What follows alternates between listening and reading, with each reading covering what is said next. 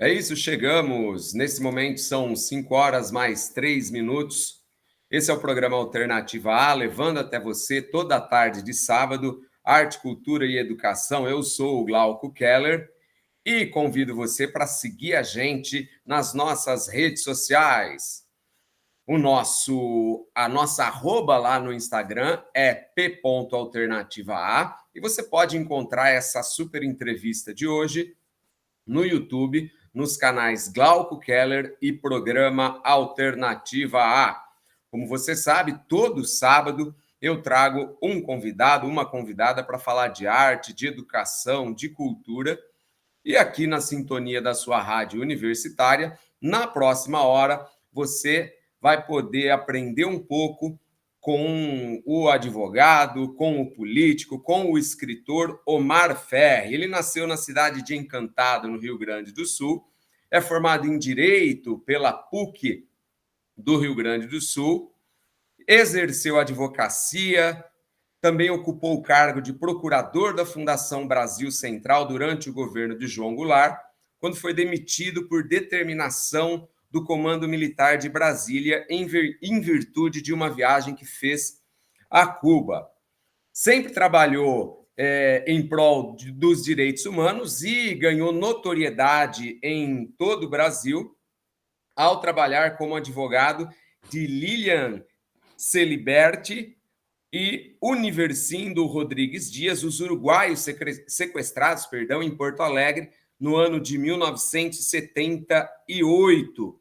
Num episódio que ficou marcado por revelar uma conexão à Operação Condor, né, de repressão entre as ditaduras do Cone Sul.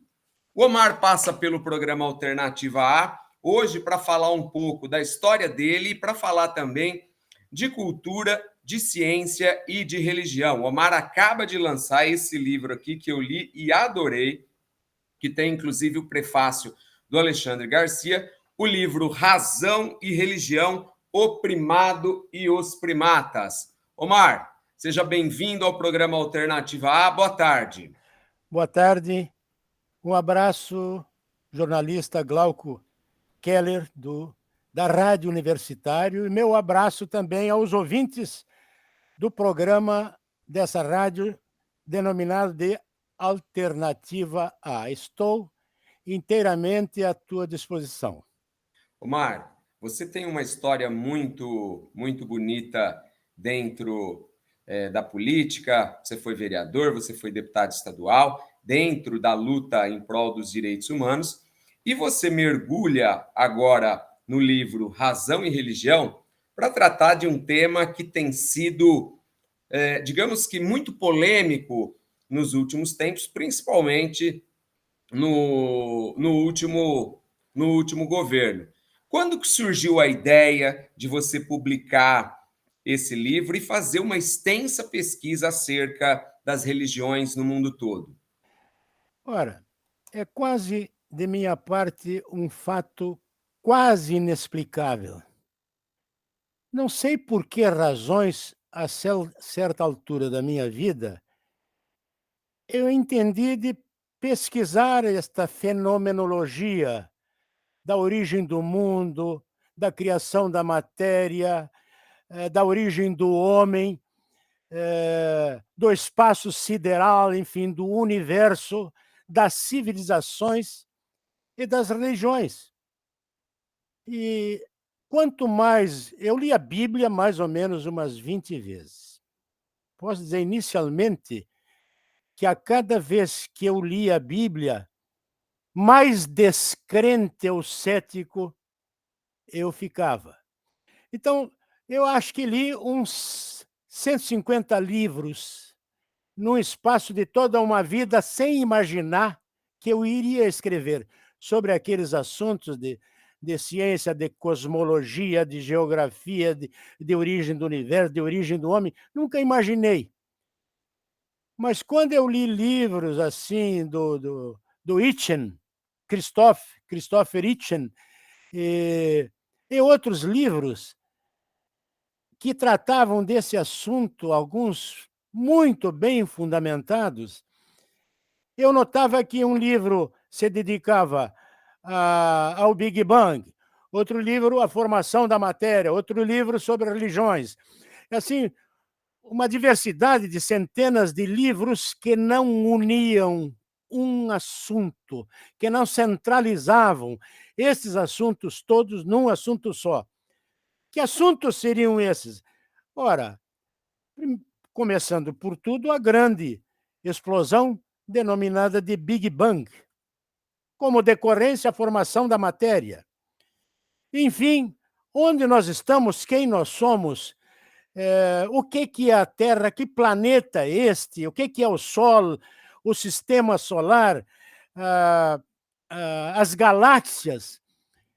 E eu, frente a esta dúvida que eu comecei a me inteirar, resolvi pegar essa matéria tão extensiva e trazer tudo para um livro só. Explicar, por exemplo, o Big Bang, a vida e as religiões. Botar tudo num livro. Acho que eu me levei mais para escrever pelo fato, eu cheguei à conclusão que havia, digamos, um grande silêncio no conhecimento humano a respeito desses assuntos. E certa ocasião, aqui em casa, visitavam a minha filha uma série de estudantes, inclusive universitárias. E, de repente, falando de cientistas, da evolução, da teoria de Darwin, dos grandes cientistas, mencionei vários nomes e elas, de nível universitário, só se lembraram quando eu falei do Einstein ou do Galileu Galilei, que eram os nomes que mais apareciam, acho eu, né? Pelo menos elas apenas. Quanto aos outros, havia um silêncio total, a origem do mundo, claro. Prevalecia a história bíblica que Deus, há mais ou menos 6.000 anos atrás, criou o céu, a terra, Adão e Eva, o paraíso terrestre. E me parece que elas ficavam envoltas nesta situação, eu digo assim, de obscurantismo de conhecimento das verdadeiras causas sociais que criaram o mundo, a vida e as religiões. Este, acho eu, prezado Glauco, que foi o motivo preponderante de eu ter escrito esse livro, Razão versus Religião, a história da matéria e do espírito, livro que eu levei 5 anos para escrever. Apenas para te acrescentar uma relembrança minha. Foi tão difícil de tudo que uma ocasião, das 9 horas da manhã até as 3 horas da madrugada, eu consegui escrever 15 linhas e não mais. Tamanho eram as dificuldades de entender e de encaixar estas coisas todas. Esse é o isso aí. programa Alternativa A, Vida Inteligente, original na sua tarde de sábado, sempre levando até você arte, educação e cultura. Hoje, o nosso convidado é o escritor Omar Ferri, que acaba de lançar o maravilhoso livro Razão e Religião. Está aqui para quem está acompanhando a gente pela internet, O Primado e os Primatas. E vem falar um pouquinho sobre a pesquisa, sobre o livro e, infelizmente, também sobre obscurantismo. Omar, eu queria perguntar para você, ainda para a gente fechar esse bloco, você começa falando de ciência, formação da matéria, o Big Bang, a Via Láctea, o universo, algumas outras teorias científicas da formação da matéria, e aí você entra nos aspectos religiosos, buscando, desde o momento em que o homem começou a perceber a necessidade de explicar aquilo que estava em seu entorno, passando do animismo pelo totemismo, chegando ao xamanismo até as religiões pentecostais. O seu livro tem uma visão bastante nihilista acerca das religiões. Você vê algum ponto positivo nas religiões? Ora, acho que existem pontos positivos, mas nesses pontos positivos, não existe contribuições ao desenvolvimento intelectual, moral e com relação ao caráter do homem propriamente dito. Não se pode negar que as religiões criaram muitos estabelecimentos hospitalares, muitas unidades escolares, muitas faculdades, né? E, por exemplo, eu sou de uma região da Serra do Rio Grande do Sul, de colonização italiana, que era inconcebível que houvesse uma população, uma organização social sem que tivesse uma igreja, um padre e uma religião. Então, a impressão que eu tinha é que pegaram uma pua, abriram um furo na nossa cabeça e botaram para dentro do cérebro todas essas coisas de Deus, do inferno, do céu, do diabo, do pecado, né? E que se a gente morresse com um pecado mortal, você iria para o inferno por toda uma eternidade. Eu achava isso um absurdo.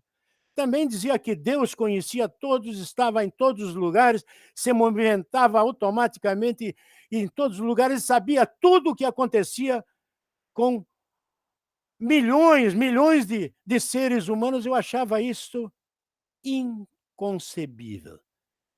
Que isso não era claro, que a origem disso tudo nascia do desconhecimento, da falta de razoabilidade cultural.